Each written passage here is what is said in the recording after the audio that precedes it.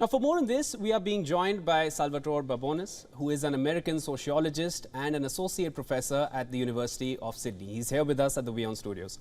So, welcome to WION. Pleasure to be here. So, the controversy surrounding Adani's use of cash from its operations in Carmichael mine for its projects in other group firms like Adani Green. What's your take?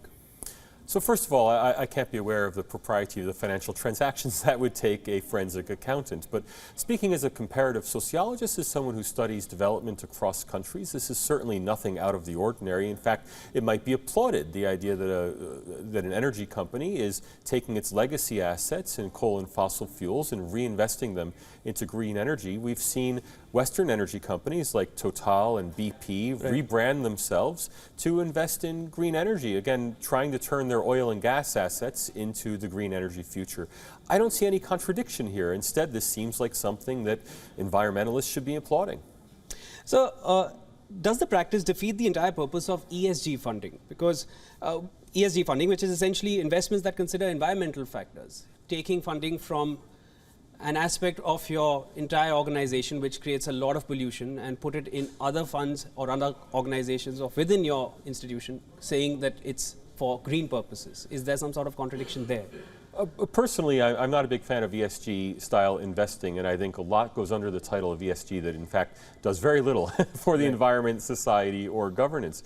That said, if you are interested in seeing greater investment in green energy, I really can't see what the problem here is other than the fact that the culprit's name happens to be Adani. If this were any other firm, when BP decides we are beyond petroleum and takes its legacy oil assets and uses the profits to invest in green energy, we applaud it.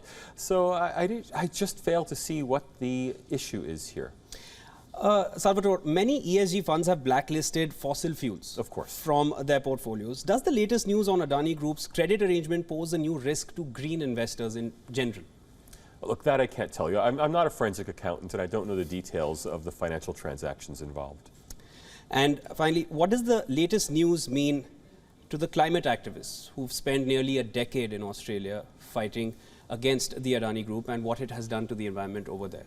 The fight against the Carmichael mine was, frankly speaking, the wrong fight. So when Chinese state-owned companies have invested in Australia, there's one major Chinese mine called Shenhua Watermark, major Chinese state-owned mining company. It faced no resistance whatsoever. And the reason it faced no resistance is that they are not transparent. We don't have information about their finances. We don't have information about their environmental record.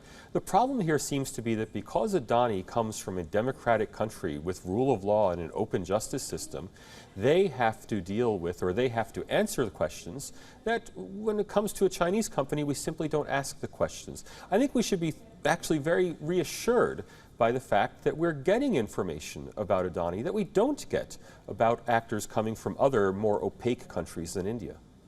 Thank you for all those updates, sir. And we'll definitely be in touch for more as this story unfolds. Thank you.